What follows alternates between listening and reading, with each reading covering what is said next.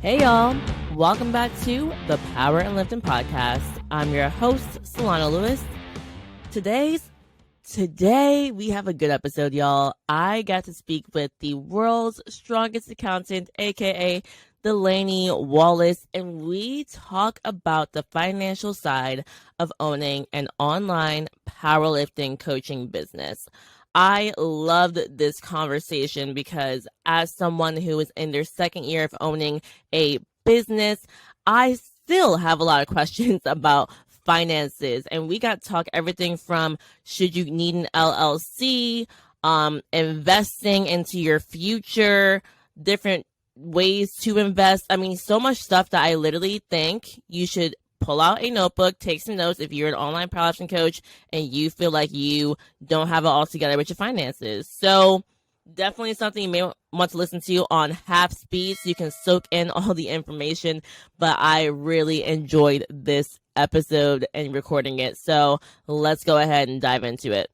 All right, y'all. I am here with the world's strongest accountant, Delaney Wallace, also 83 kg IPF world champion as of 2022. I am so excited to be in your presence, friend. How are you?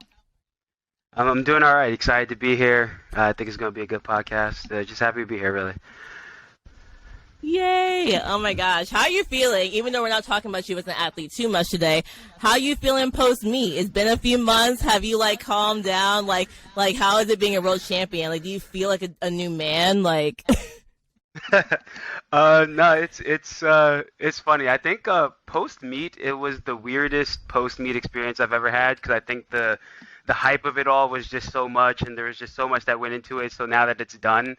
And Sheffield isn't until next year. A lot of stuff isn't happening until next year. A lot of the first few weeks were just so what do I do now? Do I just go back to lifting? But no, I still think that there's a lot to prove and a lot of work to be done. So you know me, I just kind of put my head down and just grind away. But yeah, I mean the experience was great. It was a super blessing to also have my family there and all that. So it was a cool experience, but. Always a lot of work to be done, and Joey makes sure that you stay humble and you stay on your game. So nothing crazy there. Business as usual. have you gotten any special, I don't know, special offers since you've been a world champion? Are people DMing you hey, please represent my brand, please? Yeah, a lot of yeah. Got a few people reaching out for stuff. A lot of it's hey, if you buy our product at 50% off and you get a code, you get something. And so now, some things are a little bit bigger. Obviously, there's there's SBD. I got the sponsorship with the meal prep company, Healthy Kitchen, and then now I'm working with Titan Nutrition. There we go. On the supplement side. But other than that, just working on some other things. Just trying to make sure that everything just aligns with what I'm trying to do and what I'm trying to build. So slowly but surely, just piecing all that together. But yeah, after you win a world championship, your DMs definitely get flooded, whether it be with companies or just people in general. So it's a different experience. Oh my gosh. So cool though. Proud of you, friend. All right. But guys, we're here today to talk about Delaney as the world's strongest accountant. However, we were just saying before the podcast started, you're not really the average accountant. That's not truly your job title. So explain to the peoples exactly what your job title is and what you do and why you call yourself an accountant, but that's not exactly what you do. Yeah, 100%. So the story behind it all was really so I work in finance. My official title is a financial planner. And really the story behind it all was as I was building up, growing my practice, bringing in new clients, a couple of just places that we weren't allowed to market as a registered representative, Series 6, 63, 67, Series 6, 63, 65, securities licenses, your investment licenses. The SEC and FINRA, just the governing bodies, don't allow us to market on Instagram, TikTok, anything really other than LinkedIn and Facebook. But I had a decent following. People were already kind of reaching out to me for things because they knew what I did. And so what I did, I think a couple of years ago at this point, I actually went to the IRS registered myself as a tax preparer, so an accountant, like your kind of run-of-the-mill accountant that you would see at like H&R Block or something, so that I could technically file taxes.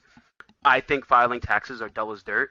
So I personally don't handle the tax preparation of things. I do more tax planning, retirement planning, investment planning, business planning, all of the kind of more creative stuff that I think is a little bit more fun.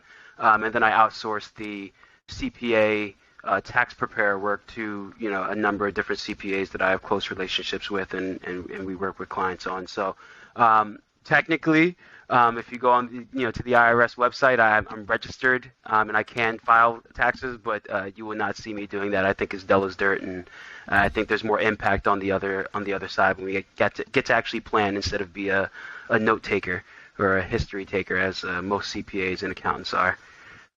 Very nice. Okay. So basically, you take care of everything but the taxes. Got it. In the bookkeeping.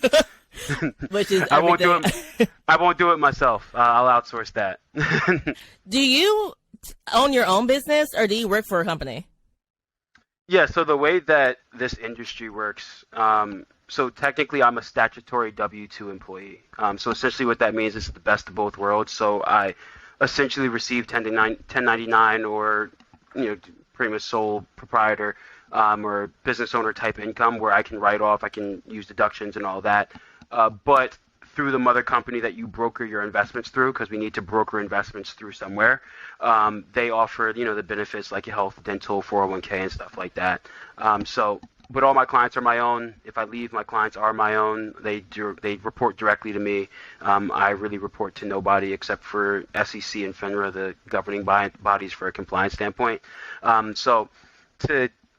It can get complicated and convoluted, but for all intents and purposes, I run my own business with just the back end support on a compliance side from a larger company on that end. Okay, that's actually really cool. Like, they're still your own clients, though. That's really nice. Yeah, it's nice when the clients are there. When you first start off and it's your first 3 months and you're trying to build up clients, it's not nice because you eat what you kill. So I have all the risk as a normal business owner would have, whether you're opening a deli or a powerlifting company or a brand or whatever. But you also, as things progress and grow, it's also nice to know that everything that's yours is actually yours, and there's non-competes and all of that piece. So speaking of collecting those first few clients, if you are a powerlifting coach or you're attaining clients and you get to a point where you're like, this is growing, I might need to file an LLC, or I might need to, make this legitimate business. That's why you're here. Let's talk about like what you need to do to essentially be a successful powerlifting coach, but just like the financial business side. So starting out, right, if you're someone who has quite a few clients, you're like, yo, I'm going to become a full-time coach. I was personally told, okay, that means you should get an LLC. And I got one. Can you please explain if you believe you should get an LLC, or if you think you should just like file independently? Like, which one's better? And then also, what is an LLC for the people? Yeah. So LLC, limited liability company. Essentially, an LLC is, think of it as a buffer, or like almost a shield that protects you personally from legal obligations in case something were to go wrong. That's like kind of one of like the simplest reasons. Like if you have a rental property, I suggest you putting that in an LLC. If somebody slips and falls in front of your house, you can't personally get sued. Only the house can get sued, right? It just protects assets. Me personally, I believe that anybody that's receiving income from any business, full-time or part-time, should look into opening an LLC, and I'll say why. I'm opening an LLC just for like the small little sponsorship stuff, things that I'm doing. It makes things cleaner for you.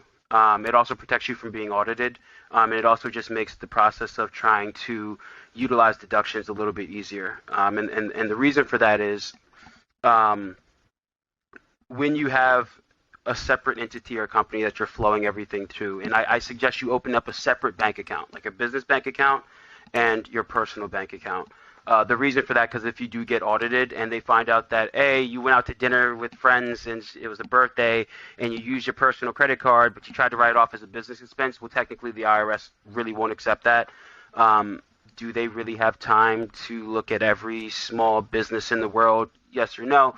But you just put yourself in harm's way and kind of you're at risk of being audited and kind of losing out on that piece. And so it just makes bookkeeping a whole lot easier if you say, okay, hey, these are my personal expenses and these are my business expenses. And then looking from my standpoint, when I go, step away from just like, okay, tax filing piece, but just planning, it allows you to really separate the two. And I know, being a business owner myself, one thing that's extremely hard is having a clear-cut understanding of what is actually a business expense and what's your living expenses. Woo! And very Lord Jesus. and very different, and very easily those two lines get blurred, because in the first couple of months, couple of years, depending on who you are, you're probably not bringing in that much cash flow, that much revenue as you're just starting off your business, right? And so everything that you're bringing in here is going right to the other hand, and you're using it for rent, you're using it for food, you're using it for this. But as it continues to build and grow, it's extremely imperative that you separate the two. It'll also just make life a whole lot easier from a standpoint of just planning for other goals, like whether that be buying a home one day, whether that be buying a car one day, whether that just be building a family, whether it be figuring out, okay, hey, do I have funds to start thinking about retirement, start thinking about other just savings goals that we want to take advantage of. So long drawn out answer to simply say, I believe that anybody that's receiving any type of income, as small as it may be, you would benefit from just having some type of LLC that you can flow everything through, just to make everything a little bit simpler and easier. It doesn't really change too much when it comes from like how you're taxed, because an LLC is a flow through entity. What that means is when you do file, whether it's through your LLC or just your personal, personal W-2 income, it's all flowing through your personal Social Security number. We can get into S corps and C corps and all that, which I don't think is necessary for today's call. I think that's a little, it's not necessary for a majority of people, but just having a basic LLC would definitely allow you to kind of like not blur that line, and also protect you from legal suits in case something were happening for businesses to your business. Okay, so many beautiful words to come out your mouth, because you said so many nuggets that we're going to touch on. But you know the song Blurred Lines by Robin Thicke? Yeah, I've heard it. That's like literally the song that explains my life the first year I was in business. I'm in the second year now of having an LLC. That song explained my life, because I was like, what is business? What is not? And it becomes difficult, because if you go out to even dinner with, like, let's say your powerlifting friends, but all of a sudden you want to talk about deadlifts for 25 minutes. You want me to look at your deadlift video. Like, is it a business dinner now? Is it not? Like, so that gets confusing. So can you give any clarity on like how to have more clarity on what is a business write-off and what's not, but specifically like in the mind of like someone who like literally is a powerlifting coach and does online coaching? Yeah, like, coach, online coaching, all of that. I mean, really, in the simplest form, anything that you can directly tie back to your business can be a business expense. So again, hey, I went out to dinner with a couple of powerlifting buddies, and I ended up pitching my programming services, whatever the case may be. That's a business expense, which, to make it very clear and distinct, because the IRS is going to know what you talked about in that in that 30-minute, hour-long, 2-hour-long dinner. To make it very clear and easy, that's why you have the LLC. That's why you have a separate bank account for your LLC and for your business, so that you pay for it with your business card. So it's very clear, it's very trackable. You can send all the statements to your accountant who's filing your taxes, and it shows up on your actual statements for the year. And from there, just make a quick note. Whether it be taking a picture of the receipt and making a quick note on your phone, okay, hey, talked about blah blah blah, just so you have like a record to just kind of see, cover your rear end type of deal. So I mean, really, the creative part about it, and this is where I like being very creative as to how we can find ways to create tax deductions. The most creative way is, hey, if you can flow it back to your business in any way, shape, or form, then you can 100% write it off. As long as you're doing so legitimately. If flying out to a powerlifting competition, that's a business expense. Hotels, business expense. Rental cars, business expense. Marketing for your business expense. Whether that be cards, whether that be Instagram ads, whether that be like little things that we do here and there. All of those are business expenses. Even depending on how creative you get with certain sponsorships, etc. Let's say you have a sponsorship for clothing. Well, technically speaking, if you're a model for the clothes and you have to order product in order to model for it, those certain pieces of articles of clothing you can essentially call, a business expense in the form of attire or costuming or however it is that you want to kind of label it. So a business expense is extremely broad. People can get very, very creative, and sometimes it's too creative with what they call a business expense. On the lower levels, it's not too big of a deal, but as you start, making more and more money, we also want to be very cognizant of the repercussions of it, because if we start writing off too much and you're showing that you only make $10,000 a year, but really you're bringing home cash and you're making $5,000, $6,000, $8,000 a month, well, when you try to go to your mortgage broker and get a loan, the bank's only going to see that you're making $10,000 a year. So we want to be very creative as to how we do that. And, I'm sure we could talk about retirement accounts and other ways that we can deduct expenses without kind of harming other areas of life that we might want to accomplish as well. Oh my gosh. So already this is the podcast I needed 2 years ago. So my next question then is, so obviously you just made it very clear, right? If you get an LLC, have a business, actual account, way cleaner. And that's what I do as well. Now, I'm definitely in the back of my mind always have a fear of being audited because I do write off a lot of stuff, but it's because I'm a second year business owner. So I don't essentially make a ton because I do put a lot of money into advertising and stuff like that. So how do you kind of make sure you don't get audited? Is there like a certain amount of money I should try to show I make as a very new business owner? Like, is it bad if I end up in a negative year one? Is that like, oh no, you're negative, but you still fed yourself, so you have to eat food? Yeah. So most businesses in the beginning start off in the red anyway. Just globally speaking, if you look at virtually any business, especially brick and mortar businesses, if you have to build a building and it's a $500,000 building, unless you're doing $500,000 in revenue, net employees, net everything else, you're probably not making anything. So there's no real set amount that you have to show that kind of protects you from being audited. I will say having a tax preparer or a CPA or somebody running your taxes for you protects you from being audited, because they have their own lawyers, they have their own processes. Typically, if we're looking at people that get audited, more so people that do the taxes on their own, and you can see when you do it on your own, there's more room for error, so your chances kind of increase. But if you're doing it with the CPA, they know the right channels, they know all the right things to file and to do that. If you do get audited, you're kind of taken care of, because also their licenses are on the line, right? And so I say the easiest thing, or easiest way to prevent yourself from being audited is just spend the $200, $300, $400 maybe it might take the run of the mill at just average powerlifting coach as they're starting off to just have an accountant just file it for you. I see people pay $100 a month, $200, $300, $400, $600 a month for online powerlifting coaching. I've heard it all. You can spend $300 a year just to make sure that you can cover your rear end, and it's a tax deductible expense anyway. So yes, you can write it off. So you're really not even paying $300. So I would say out of everything, that's really the easiest way to kind of shield yourself from being audited. Or if you are audited, making sure that you don't have to rip your hair out doing it, you can have somebody else do it. Just have a professional do it. I believe in that wholeheartedly. Nice. And I fully agree with you, because I came to you to help find my CPA. So that saved my life. I was like, what am I doing? Oh my God. So, okay. You also mention, I don't want to talk retirement accounts yet, but when it comes to like investing at all, right? Let's say you're talking to, actually, I'm a good example, right? 26 years old, like have my own business. I personally am out of debt.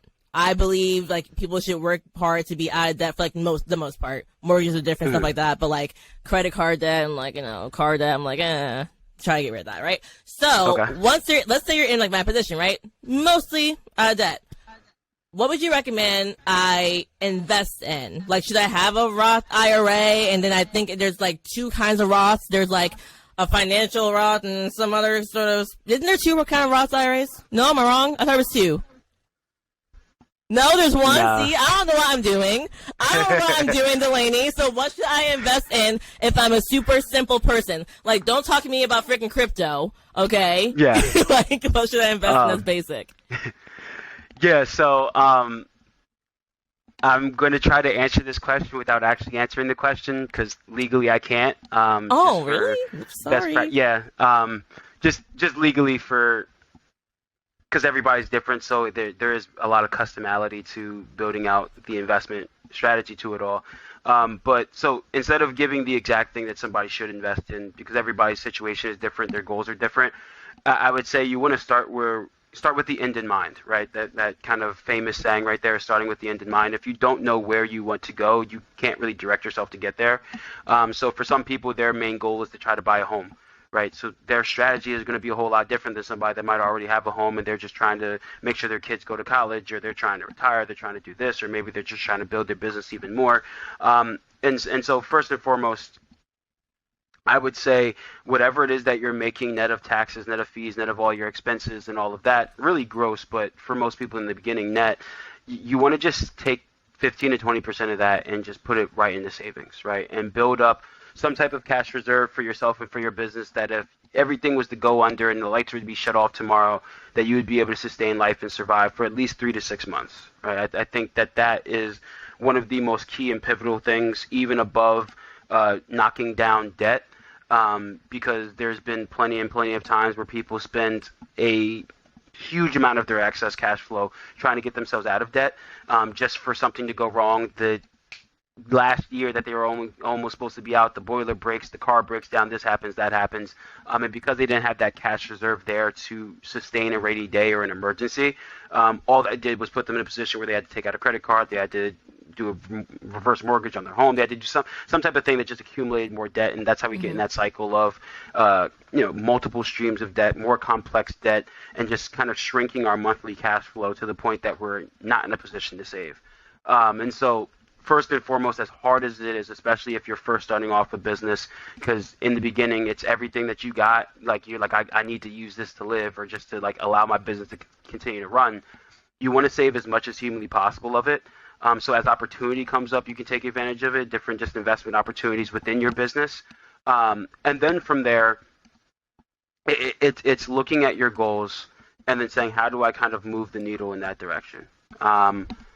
As for specific investments, if you kind of want a more detailed kind of version of what you should be invested in, I'm happy to have like a conversation in general with anybody that's kind of listening, because it really does depend on what it is that you're trying to accomplish. Because a Roth IRA could be the greatest tool in the world, and it could be it could be the worst tool in the world, depending on where you want to go.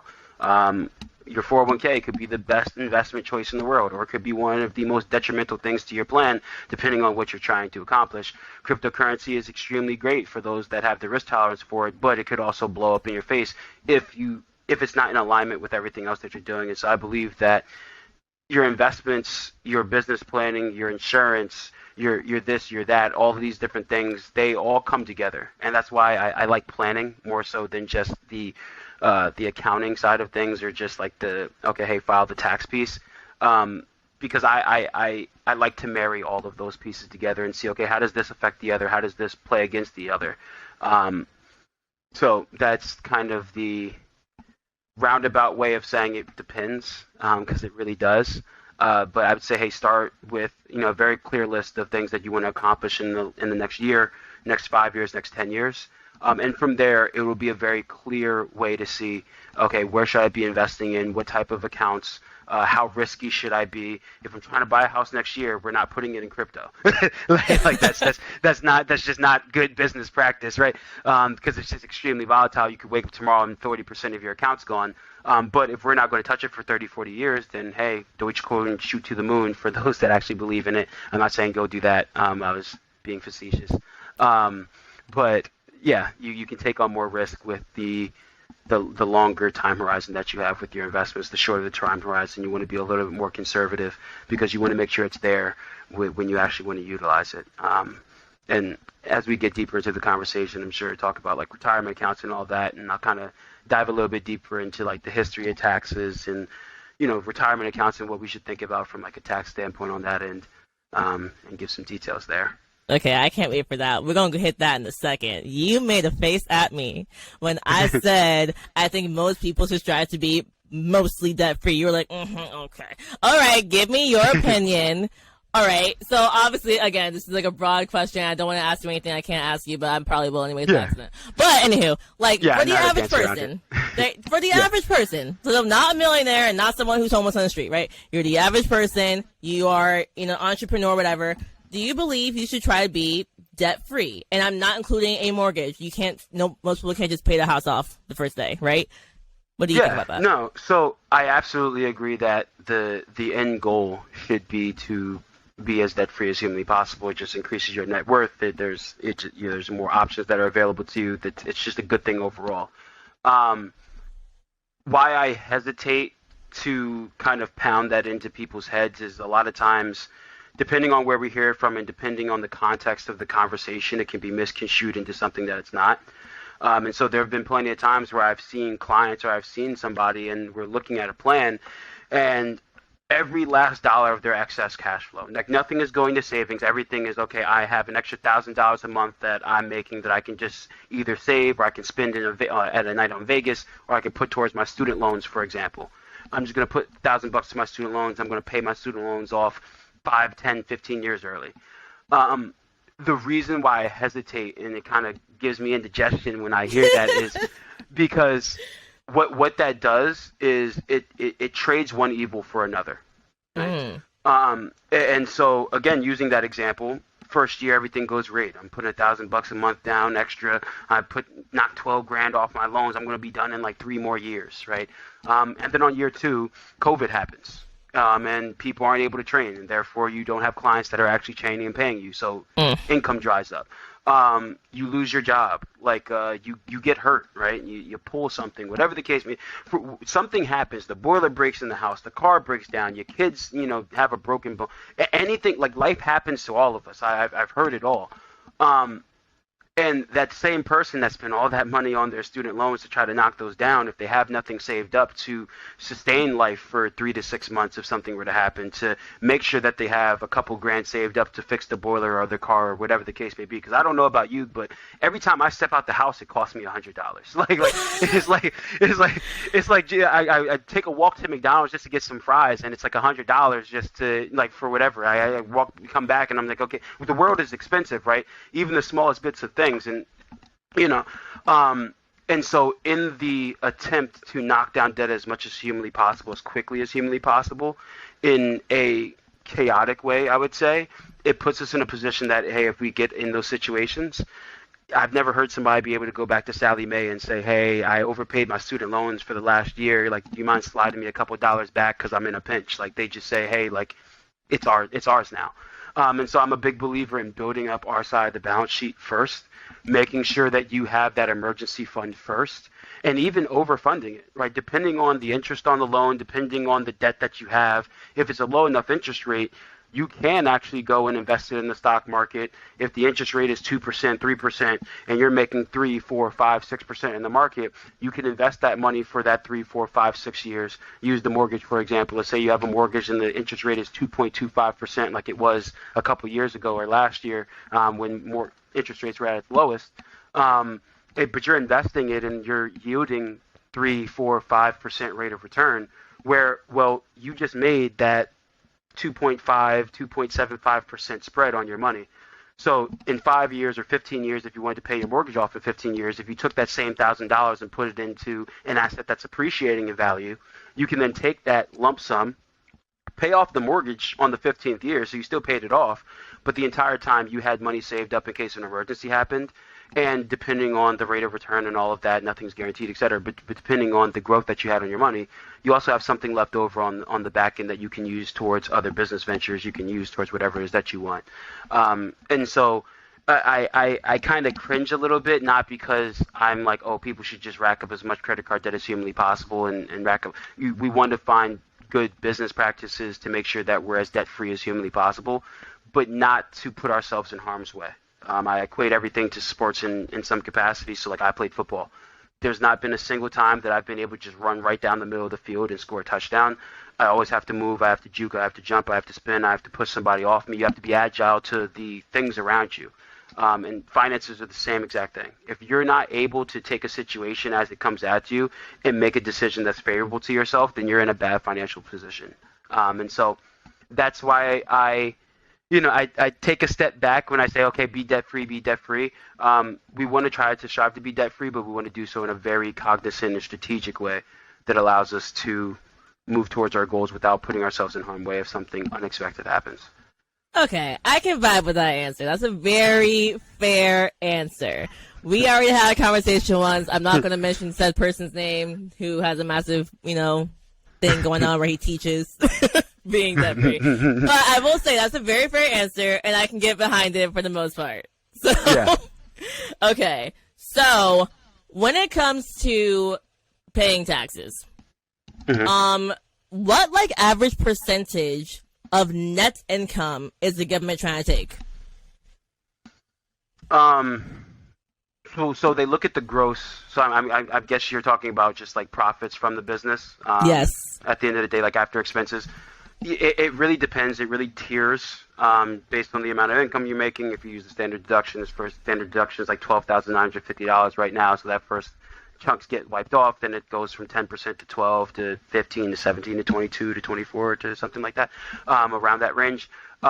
My rule of thumb for a majority of people, if you just want to be safe and just make it really easy, a majority of people will fall into this category. If you just take a third of whatever it is that you make and you set it aside for taxes, for the most part, give or take, unless you are really doing a booming practice, your Joey Flexes of the world, your strength guys of the world that are probably doing huge numbers. I don't know what their books are. I'm just using big powerlifting coaches that I know. They probably have to set aside a little bit more. But for a majority of people, if you just take a third of whatever comes in, and then use that to take care of expenses, take care of your lifestyle, take care of everything else saved, you should be in a pretty good spot blatantly. Any more kind of deeper detail, it really depends on the business, it depends on your revenue, it depends on your expenses, it depends on a bunch of different things that we would have to kind of pop under the hood and see. Okay, very fair. That's pretty much, I was always told 33%-ish for me. That's what my accountant told me, so I'm like, that makes sense, about a third. So yeah, give or very take, fair. right? Make a little bit more, make a little bit less, you bump it up. Most of the people I see, you'll be good around that. Yeah, that 30%, that 33, a third, 35 range, effectively all in. Nice. So before we dive into retirement accounts, I do want to ask you, what is, for an online coach, let's say top 3 things that people can write off but wouldn't think to write off? But wouldn't think to write off. Exactly, because there's so many things that I was like, I can write this off. So I'm like, is there 3 things that you're every time you talk to somebody, you didn't know you could write off your gas when you drove to your friend's meet and you handled them, stuff like that? Well, yeah, I guess it depends on the person, because some people don't know you can write off anything, and then some people are like, I'm going to write off my puppy's dog food, right? And you're like, I can't do that, right? So it really just depends on the person. Again, like I said, just anything that you can tie directly back to your business. That microphone that you have right now, you can write, the cost of that off. Absolutely. Because it's part of marketing. The software system that you use in order to use this, to create this podcast, you can write it off. Any type of communications, if you have a special Gmail account that, has the / blah, blah, blah, powerlifting at .com, all of those things that you can write off. Depending on who you are, as long as it's in writing within and you have an actual legal place of residence. Some people kind of fly under the radar and they're paying people cash and it's not really traceable. But you can write off certain areas of your home that you use regularly for work. So that area that you're sitting in right now, you can take the square footage, divide it up between how big your actual apartment is, and then take your rent and use that as a write-off or some type of expense there. Really, the creativity of what you can do is really endless. It really just depends on how you build your practice or build your business. For those that travel a lot, Everything that you do on those powerlifting trips, for the love of God, just take out the business card and use it, because it's a business trip. It's an expense. My trip to South Africa, it was a business expense. It was a business trip. So all of those different things that you I mean, I think it's kind of common, but some people wouldn't think about. I would say write those off, and I guess if you have more specific questions, I can kind of just say give the thumbs up and thumbs down on them, outside of what I just said. No, that makes sense. Like, honestly, you mentioned a big one, like the square footage of my house. I was like, what? I can write off the square footage that I'm using for this little office. I was like, oh, that's nice. Also, I would say two things for me where I have a business phone, but also I use, well, duh, right? I need it. But like, I also, my other phone, I use it a lot for business anyways, not even intentionally. My accountant was like, you can write off majority of that phone too. Like, it's fine. I was like, oh. Okay, because he's like, no, Yeah. like, you're clearly using it. And then third thing I will say is like most of my Wi-Fi. He's like, you're literally at home all day on your laptop working, just right off majority of the Wi-Fi. I'm like, yeah, I barely even watch TV. I'm literally just on my laptop working. Okay. Absolutely, right. So those are things that I wouldn't think to say, okay, people wouldn't think of, but I mean, you never know what falls through the cracks, and as you kind of go line item through your expenses, you'll be able to kind of see pretty clearly what's a tax writable off expense and what's not, right? Your cat food's not a tax write off unless you're in like the cat food business or something and you find a creative way to do it. You like, let's do it within reason. But yeah, there's you can get pretty creative depending on your industry and your business. Nice. Okay. All right. Let's talk retirement accounts because I don't know much about this at all, but I know that I need to figure out my life because Awesome. I'm like, let me set myself up early. I'm 26.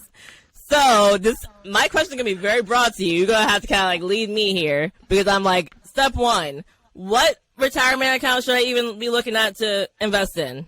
I don't freaking know. I just told you there's 2 Roth IRAs. There's not. So. Yeah. That question is so broad, it's almost hard to answer. So the way I look at money in general, and this is like more so from like a planning like background or a planning mindset, is what can I do on a consistent basis to help just enhance the likelihood of success. And so obviously can't really dive too deep into the exact investments and all the other stuff from like hey, we go to Apple or we go Tesla, Amazon, Google, cryptocurrency. But let's just think about things from like a tax standpoint real briefly, right? And kind of just level with me for a second. So what do you think about taxes? Do you like them? Do you hate them? Do you wish you could pay some more? Do you wish you could pay less? Like, what are your thoughts on taxes?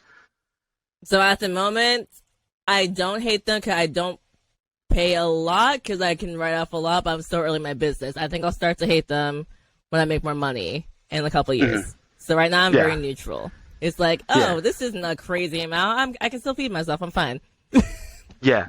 So 90% of people, 99.9% of the people I talk to fall into one of two categories. They either say, I hate them, the government's sucking me dry, they're not even doing anything with money, I hate it. And the other people are like, I'm neutral, like if I could pay less, I would pay less, but it is what it is, I'm not dying, I'll be fine. I've only had maybe one person that says I want to pay more in taxes, and they laughed, and then afterwards they're like, no, I'm just joking, like absolutely not. They were being facetious, right? And so the reason why I bring that up is if we look at the history of our tax environment, federally at least, over the past like 10, 20, 30 years, we're in probably one of the lowest tax environments we've been in the history of our country. Like second to a few years before World War II, I think it is, and when taxes first started, right? No, I'm sorry, the Great Depression, like a few years before the Great Depression, and when taxes first started. And I think around the time of like World War II, if we use that as like just like a blanket example, taxes were upwards of like 92%, right? Like the federal income tax bracket got all the way up into the 90s. And so the reason why I bring that up is that if we look at what COVID has done to the world over the past couple of years, right? The PPP loans that have gone out to businesses that are now being forgiven so aren't being paid back. the stimulus checks that have gone out, the student loans that are still in furlough that aren't being paid, and then we just got the new forgiveness program, so some of them are going to be wiped out completely. Social Security has been talked about being underfunded for years and years and years and years and years. So we have that conversation going on. The interest on the national debt. There's all these different programs that the government is paying for, and it's funded through taxes. Hmm. And us being in one of the lowest tax environments we've been in the history of the country for the past several years or a couple of decades, most experts, accountants, financial advisors, planners, whatever the case may be, most of us can pretty much agree that taxes are probably going to increase in the future, right?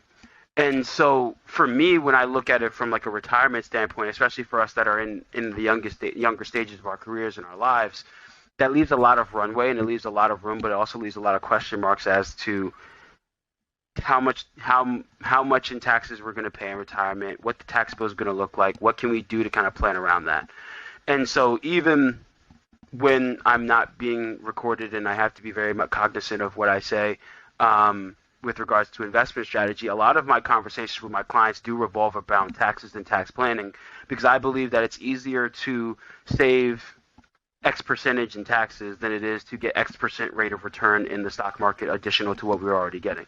Right, we look tomorrow, nobody can tell you what the stock market is going to do to an exact T tomorrow, but we know exactly what the tax code and the tax bill and the tax laws are tomorrow, the day after that, and if they ever decide to change it, they give us advance notice, right? Hmm. The stock market does not give you advance notice when it's going to crash. The Great Depression happened and people started jumping off of bridges. And so when we look at everything from a tax standpoint, planning for retirement, every investment that you make, every single one, whether it's investment for retirement or not, every single investment that you make falls into one of three tax buckets, right? You have your tax deferred, you have your taxable, and you have your tax advantage, or I like to call it tax-free bucket, whatever you want to, however you really want to describe it. Your taxable bucket, that's dollars that go in after tax, so after you've paid taxes, after you've gotten your W-2 check, after everything is said and done, net of everything, it put into your account, it grows. As it grows, whether it be interest or investments or whatever the case may be, you get a nice love letter from the IRS called a 1099 that says, hey, you made money. We see that you made money. We want some of it. It's usually less than ordinary income tax, so it's not as bad, but it's still annoying. People say, hey, okay, well, if I'm getting taxed on this money every single year as it grows, why do I want money in this bucket? It just seems counterintuitive. Well, the reason for that is because it's the most liquid of all the buckets, right? You can get to it extremely quickly. This is cash in the bank. This is cash in your savings account. This is cash in your brokerage account or your investment account with Fidelity, Merrill Lynch, whatever the case may be. Real estate also falls under this category, even though it's not extremely liquid, but it's depending on the situation, is taxed very similarly. And so it's an emergency fund. It's what you use for immediate spending, immediate investment opportunities. You can get to it quickly. Right. Then we move to the tax deferred account. This is probably the second most common bucket out of all three of them, because it's given to almost every employee that has a W-2 job just globally. And so the tax deferred bucket is monies that goes in pre-tax, so you get the deferral today. Keyword is deferral, not deduction, right? So you can deduct expenses, in which case you never have to pay the taxes on those monies. It's just completely removed from your taxable income. But deferral just means that we're pushing it down the line to a later date. And it's very key. It's very important to the conversation. And so in the tax deferred bucket, right, it goes in pre-tax, right? It grows tax deferred, which means that as the money grows, you don't have to pay taxes on that money at all. But when it comes out, it comes out to us as taxable income, which will be taxed at whatever tax rate the government decides to tax you out in the year in which you pull that money out. Right? And so if we go back to the whole history lesson talking about taxes early on in the future, talking about World War II, those World War II times where it's like 92%-ish, somewhere around there, it leaves a big question mark as to how much money in those accounts is actually going to be our money to actually spend in the future. Right. And so we want to be very cognizant and very, very, very deliberate as to how we insert that money and also how we move it out of the account. Right. Money that falls under this account, or your 401ks, your 403bs, your IRAs, simple SEPs, all of those different accounts that people may or may not have heard of, that allows you to deduct your taxes today. Well, it sounds great because, oh yeah, I get to pay less taxes today. but you're going to pay those taxes in the future. You're going to pay the piper at some point in time, so you just want to be cognizant of that, right? And when people just throw money in these buckets haphazardly, they get to 60, 65, 70, and all of a sudden they're like, wow, I'm paying more taxes in retirement than I did when I was working. How? Well, also because when you're working, you have all these deductions. You have the interest on your home. You have all these business expenses. You have this, you have that. When you're retired, you have the standard deduction. That's about it. If you're retired, you're not working, which means those business expenses are no go. They're gone. Which means that as your expenses drop from a standpoint of tax deductible expenses, your living expenses for the most part stay the same, except for maybe just rent or mortgage. But your income is probably going to be close enough to the degree that the expenses that you were writing off don't offset anymore. And some people really literally do pay more taxes in retirement than they do when they were actually working, because they didn't think about these things prior. So the third bucket to this puzzle is what we call the tax advantage bucket or the tax-free bucket. It's kind of a combination of the first two that I described, right? It's like the taxable bucket in the sense that it goes in after tax, so you paid the taxes on it today. It goes into the tax advantage bucket, and it grows tax deferred, right? So you're not paying taxes as it grows, but when you decide to distribute it, unlike the tax deferred bucket, when it's time for you to pay taxes on the back end, because you paid the taxes on the front end, as that money comes out to you, as long as you didn't mess anything up and do anything illegal, it comes to you completely tax-free, right? So it's the whole conversation of, would you rather pay taxes on the seed or the tree, right? And so typically what ends up happening, 90% of the people that I talk to, the first time that I bring up this concept of the three buckets, they pick one or two because they say, oh, the Roth IRA, I heard about it, it's great. They heard somebody say, oh, the Roth sucks, we put everything into a simple or a SEP or an IRA. I heard this, I heard that, and they just, we're in a very kind of, most people are in a mind state of it's all or nothing, right? We either throw all our eggs in one place or nothing at all. And what I try to preach to people is that to be well diversified, past just like the stocks, the bonds, the ETFs, the cryptocurrencies, Tesla, Google, Apple, whatever the case may be, being well diversified from a tax standpoint is sometimes even more beneficial than the little diversifications that we have within the allocation of our investments. And so really, in a perfect world, if we can get somebody to the point that they're saving into their taxable account, their regular cash savings, they're saving in their tax advantaged account, and they're able to amass enough wealth within those two buckets to cover a majority of the income that they need in order to retire on. If we can keep their distributions, the money that they take out of their 401k, for an example, or IRA, their tax deferred accounts, underneath the standard deduction, which currently is sitting at $12,950 a year, we essentially are able to pull that money from their tax deferred account completely tax free because the standard deduction wipes everything out, and the rest of their income is also tax free because it's coming from cash from the tax advantage account. And so from this side, we literally pay no taxes going in, no taxes go as it grows, and no taxes coming out. And within all of that, now we've created a situation where we have the same bucket of money, but it's 10 times stronger. It's stronger, not necessarily 10 times, but it's exponentially stronger because the net that comes back to us has also grown. And so that's one thing that I find a lot of people overlook when we talk about investing, because it's really cute and it's really sexy to talk about, oh, I've just got some new cryptocurrency and it's shooting to the moon, and oh yeah, I'm with Tesla, yeah, Elon Musk till I die. Like it's sexy, it's cute, it allows us to have some type of sense of like worth and allows us to brag to say that we're invested in certain companies. Not many people say, oh yeah, well, I'm well diversified from a tax standpoint and I've calculated the standard deduction versus this, that, and it's too complicated, it's too much, nobody cares, and a lot of people don't understand it. But what I found is it's probably one of the most impactful ways and one of the most lowest hanging fruits that people overlook. And so I told this whole long drawn out story about the history of taxes and all of this, and I can kind of go a little bit further and talk about Ronald Reagan and all this other stuff that I don't even know if you guys really want to hear about it. But I say all of this to say that a Roth IRA is a great tool if used effectively. It's a very poor tool if it's also used ineffectively. A 401k, an IRA, a SEP, a solo 401k plus profit share that allows you to dump like 60 grand plus into it to deduct from your taxes. It's a great tool when used effectively. It's a poor tool if it's not. Your taxable accounts as well.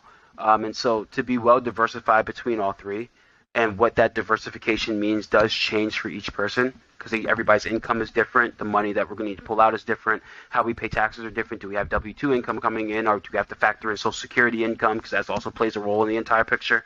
That is extremely important to understand.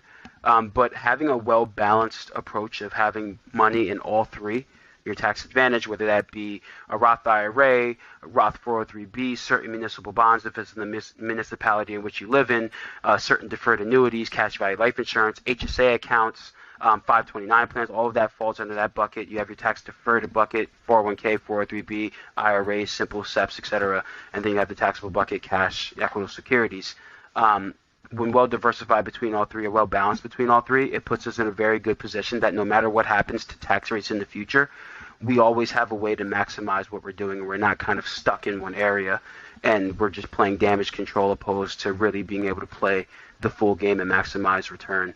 And so from a retirement standpoint, that's probably the thing that I look at the most, is how can we be well diversified from a tax standpoint, because we can go on Google right now and tell you exactly what the tax law is going to be today, tomorrow, the day after that, and the day after that. If you Google what the stock market's going to do tomorrow, you're going to get 30,000 different different theories from CNBC, FB, whatever the case may be. The crypto guy that's blasting you guys on YouTube's with ads. You're going to get all these different recommendations and thoughts, and nobody's going to know the actual answer because nobody knows what the market's going to do. But we all know what taxes are going to do, at least until legislation is changed, in which case we still know what taxes are going to do because we know the legislation. And so, yeah, when thinking about retirement, I think that this isn't something that is just like a powerlifting coach problem. It's a business owner problem in general. It's a W-2 employee problem in general. It's just an American problem in general. We look for the easy way out. Oh, I heard about a Roth. Okay, I'm just going to do it because somebody said to do it. Oh, my company offers a 401k, so I talked to the person next to me, and they just put 8% in there because that's what we get matched, so I'm going to do that too.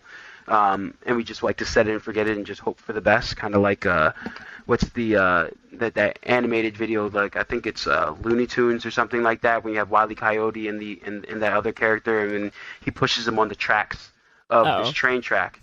And instead of getting out of the way of the train, he just pulls the windows down. So if I don't see it, it's not happening. And then he gets smashed by the train. And it's a cartoon, so nothing actually happened. Nobody was hurt. But so many times in real life, we literally are seeing a train coming down. We know that there should be a change that happens. We know that we're not doing everything we're supposed to be doing. But instead of addressing it, we just kind of close our eyes and say, oh, okay, hey, yeah, I'm not really looking. Yeah, it's not really there, so it won't happen. And then we become surprised when it's time for us to pay our dues and pay the piper. And so, not to go on this tangent about diversification in taxes for investing for retirement, but that's kind of my general viewpoint on it, and how we can be very strategic on it. So to answer your question, is a Roth a great tool to invest in? Absolutely, for a lot of people, and for some people it's terrible. Some people don't qualify if you make it too much too, right? So there's other areas to it too. It's a 401k, a great tool. Yeah, absolutely. It can also be a poor tool as well, as well as everything else. So everything in moderation, everything with a well-diversified plan in mind and with the end goal in mind. That's what we look at usually. Oh my God, y'all, I hope y'all took notes. If not, it's okay. You can go back, replay it. You can make it slow-mo. You can go half speed. Did you see me taking notes? I was like, a little bit. Oh, yeah. But for real though. So basically though, an easy way to say everything you just said, or it's an easy takeaway, would be don't put all your eggs in just one basket. And also clearly we're being fed a lot of information about certain things, but we're not like looking at multiple different options that we have. And that seems to be like the biggest thing that people kind of fail on. And then you're like, oh, I know about the Roth, but I don't know about this or anything else. So I'm gonna just go with the Roth and hope to God that's enough. And that's not the way to go. So basically get a financial planner, because we don't know what we're doing out here. And but no, I will say though, like this really hit me hard. Like we're gonna talk after this call separately, privately, but because I'm like, yo, not even lying. All I really know about are IRAs and 401ks. And then there's a bunch of information about stocks that keep confusing me. And so, and the word crypto is a giant question mark in my mind. So I'm like, I guess I'll just stick with the Roth. So I'm like, it's just cool to hear, like, there's a lot of different things to look at. Also, I was aware that there was like tax deferral bucket and then tax advantage bucket, but like that's all I knew. I was like, I didn't know which one I should go with. I was just like, this is cool information, I guess. I don't know. Like, Mm-hmm. so thank you. That was very eye opening. And what's sad is that I think for you that was like a very shallow, basic explanation, and you blew my mind. You're like, you don't. That's like 0.5% of like the info you need to know. It's the foundation. It's the foundation.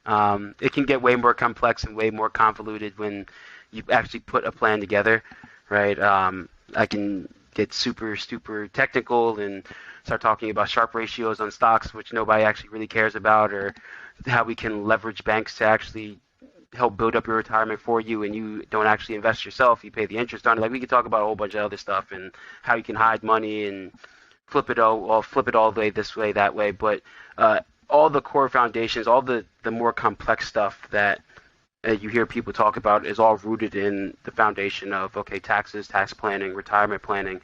How do we maximize the net result that comes back to us? Because nobody cares about gross income. We all care about what we're actually able to spend.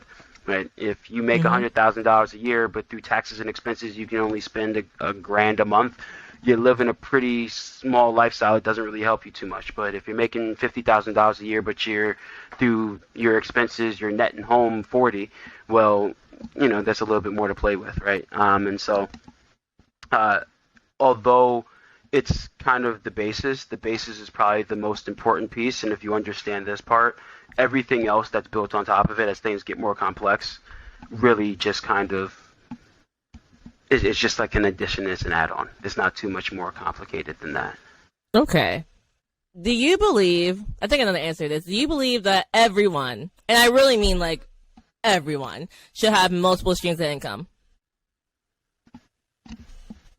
I mean, should in what regard? In order to live, in order to take care of basic expenses? I would say, well, yeah, in order to like live, because if I get all of my income from one place, that's like putting all my eggs in one basket, right? So like in order to live, and I'm talking, so the average American lives paycheck to paycheck. So Yeah. let's talk about the average American. You live from paycheck to paycheck. Do you think that person should get a second stream of income, or just like just stick with one and just hope that they never have an issue? Yeah, no, absolutely. I mean, again, it's one of those like it depends type of questions. It depends on the lifestyle you want to live, right? If somebody's making $80,000 a year, but they're only spending a grand a month on expenses because their house is paid off or whatever the case may be, do you need a second stream of income? No, you don't need it. If you get fired from your job, you have to find a new one. Okay, you find a new one, right? If you become disabled, that's what disability insurance is for, right? Mm-hmm. So there are ways around it. But I will say, for those people that find that they're in a position where their lifestyle is severely creeping up on their actual income that's coming in, that multiple streams of incomes are always, it's never frowned upon, right? As long as you have the time and the energy and the effort to actually put forth and do it, and it actually turns into income and not just an added expense. Everybody thinks that just because you build a business and you run a business that you're making money, when a lot of times, especially in the beginning, it costs a whole lot more than it does coming in the beginning. So just being cognizant of that. But yeah, I mean, we live in a world where a lot of people need two sources of income. So the mom and the dad have to work, where traditionally it's just the dad that's working. There are still some of those pieces that work depending on where you live and the income. So, I mean, it really depends. Does everybody have to? No. Am I the kind of person that I enjoy trying to build businesses and bringing other pieces of income in and doing this and doing that? Absolutely. But that's just kind of like my MO and just my ADHD that doesn't allow me to sit still, regardless of anything. And so it sometimes it works out in my favor and sometimes I get burned. And so it's all part of that. And so, again, it's one of those like it depends answers. Not to be dodgy, and unfortunately, a lot of the questions that I get asked, like I have to be. It really is. It really depends, because it's a lot deeper of a question. Sometimes we don't realize that we're asking 5 questions with one, even though we think it's a very simple one. It really depends on what the outcomes are. Are we saving? Are we not? Do we want to retire? Do we not? Are we trying to buy a home? Are we not? What are we qualifying for? What type of life do we want to live? I know people that they're like, you want to know what? I'm retiring at 40 years old. I got $500,000 to my name, and I'm living in an RV that's paid off, and I'm going to go hunt for food, right? And I'm like, I'm not living that lifestyle. If you can live it, great, right? You don't need a second, right?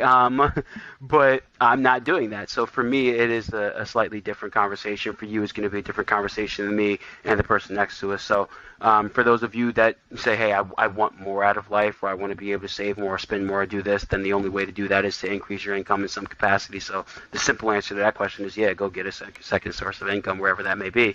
But if you're content with where you are and how life is, and you're on a trajectory to where you want to be, you don't need to do more work. It's more of a choice on that front.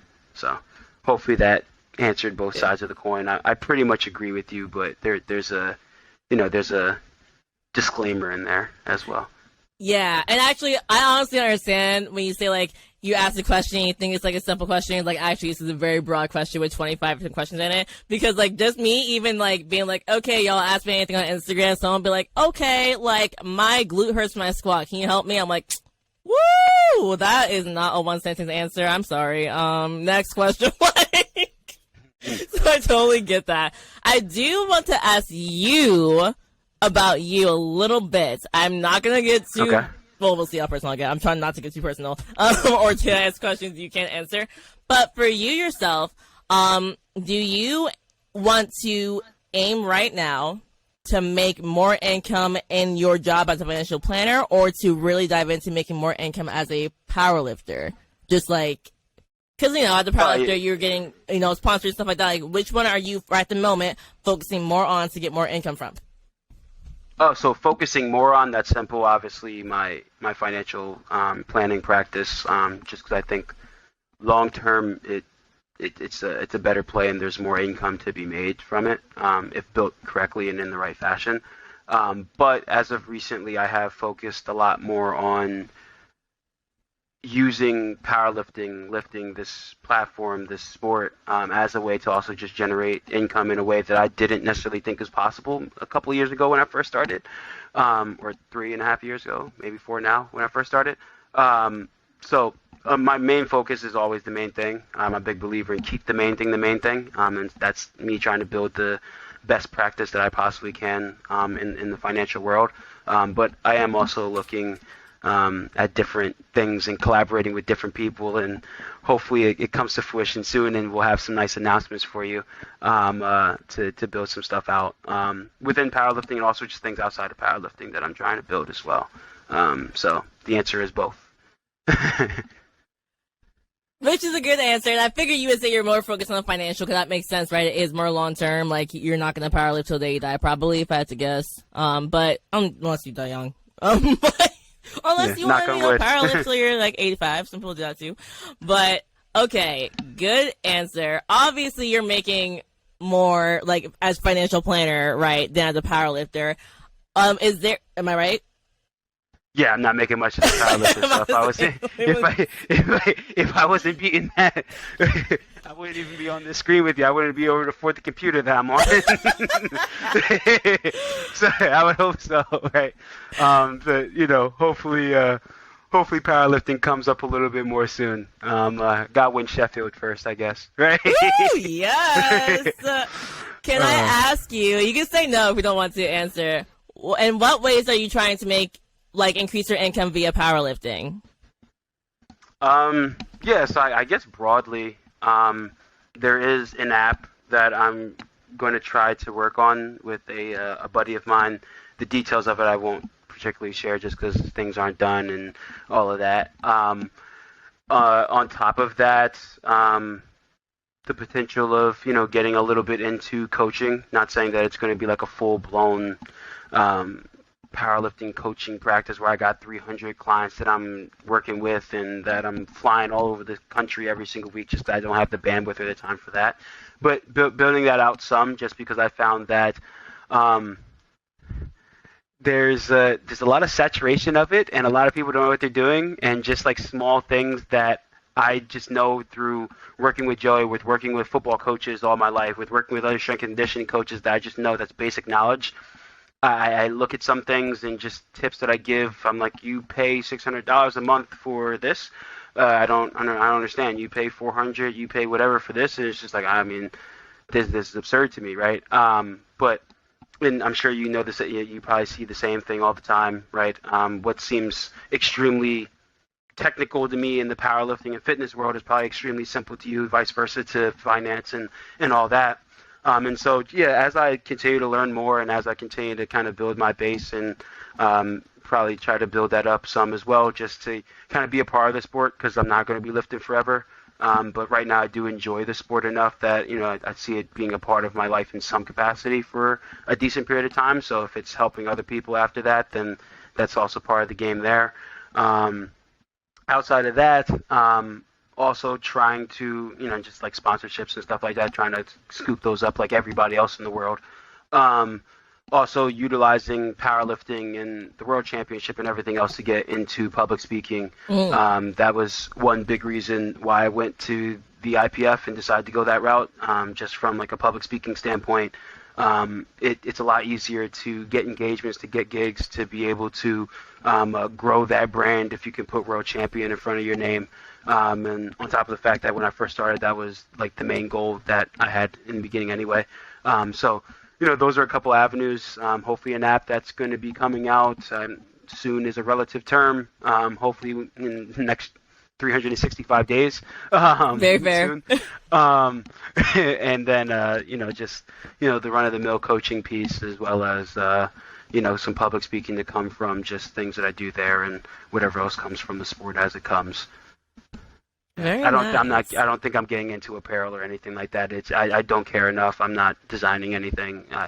I might make one shirt just to say, hey, I made a shirt, but I'm not doing that. You sound exactly like me in that regard. Like, people have been like, are you going to make a shirt for your podcast or for your company? I'm like, I might literally make 20 shirts one time, give them out, and call it a day. But I do not care to dive into the apparel world.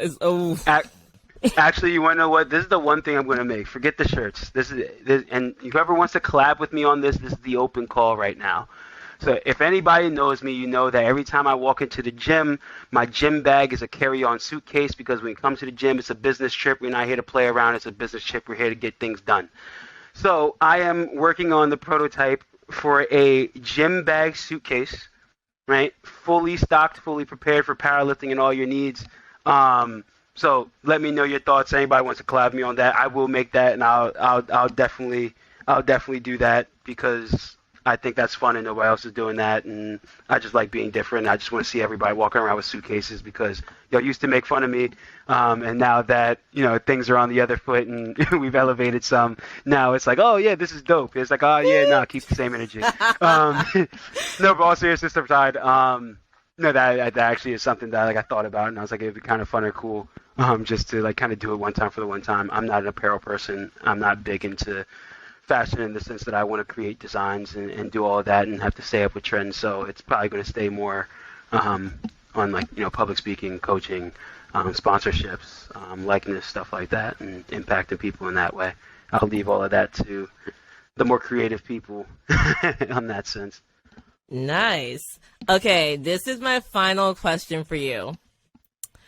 Are you heavily motivated by money? Absolutely. I think we all are in some capacity, regardless of what you look at. And you can't name a single thing in this world that doesn't tie back to money in some capacity, right? And so if I look at, how I want to provide for my future family when that day comes, it all requires me to make money. Right, if I look at, hey, me wanting to continue to go to the gym and powerlift and do this and do that, equipment, apparel, trips, all it costs money. The roof over your head costs money. And so I am definitely heavily motivated by money, because it allows me the opportunity to live the life that I hope to live or want to live, and allows me to do the things that I want to do. Is it to the point that I'm greedy and I'm trying to, some people get to the point that they try to do underhanded things for it? No, it's not that. But I think that we all are motivated by money in some capacity, whether we think so or not, right?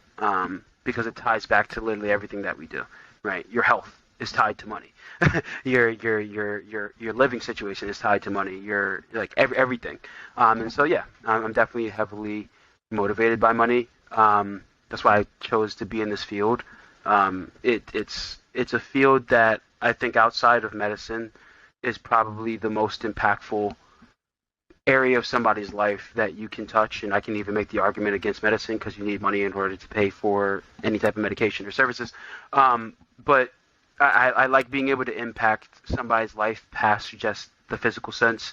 And I've had people break down in my office and crying, right, because of things that are going on in life that they want to accomplish and they're overwhelmed. Like, the things that we do help children go to school, help people that think that they're never going to retire have a road to retire.